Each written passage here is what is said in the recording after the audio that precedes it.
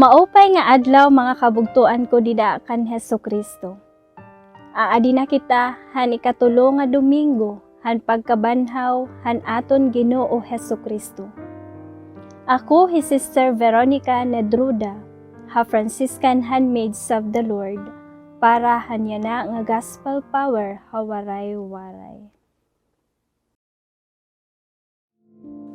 Iginsaysay handuha nga mga tinunan an nahinabo hadalan ngan kun naunan-o an ira pagkakilala han Ginoo. Didahan pagpinit-pinit niya han tinapay.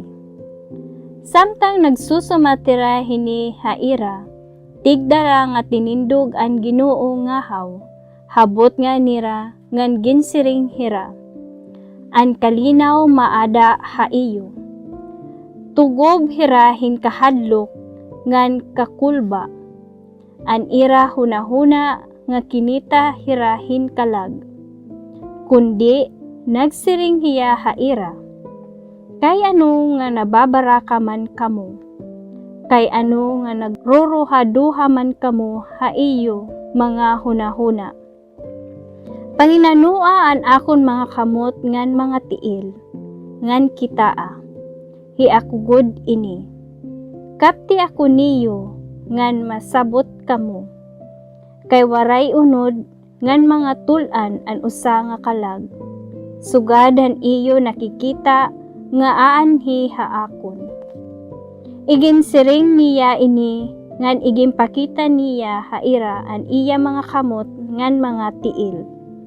Waray lagi hapon hira makakatuo, tungod han ira dako nga kalipay, ngan paghipausa. Sanglit nagpakiana hiya haira.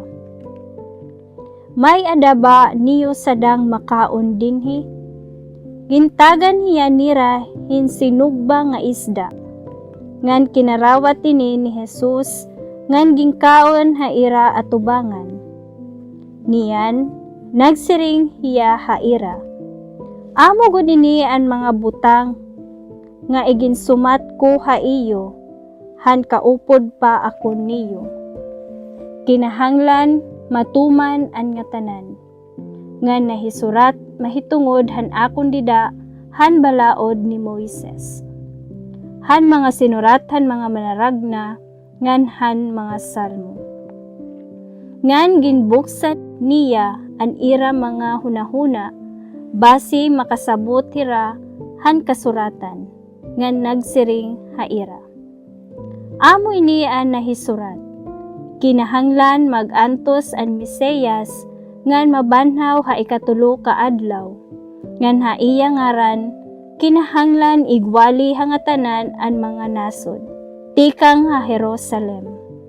Han mensahe mahitungod han pagbasol, ngan pagpasaylo han mga sala. Mga saksi kamo hini nga mga butang. Haupat nga mga ebanghelyo didahan Biblia. Hilukas la ang naghatag hin pinaka-konkreto og lawas nun nga halugway han pagkabanhaw ni Kristo. Ngan konektado ini han natawo nga Kristo nga iginraysang ngan an nabanhaw nga Ginoo nga nagpakita ngadto han iya mga tinunan. Nagahatag ini haaton hin importante nga pagturunan nga an lawas ug kalag nagkahiusa na hakadayunan dida kan Kristo. Amo gihapon ini an aton dadangatan nga amo manta an aton iginpapahayag didahan krido. Natuo an akon han pagkabuhi han mga lawas.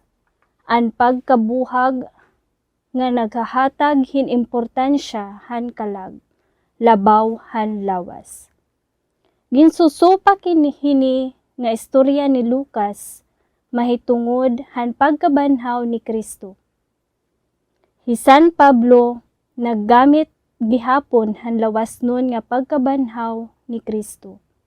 kontra han mga taga-Korento nga naghunahuna nga waray kalabutan an bisan ano nga mahitatabo han lawas tungod kay mapatay man langahaw ini.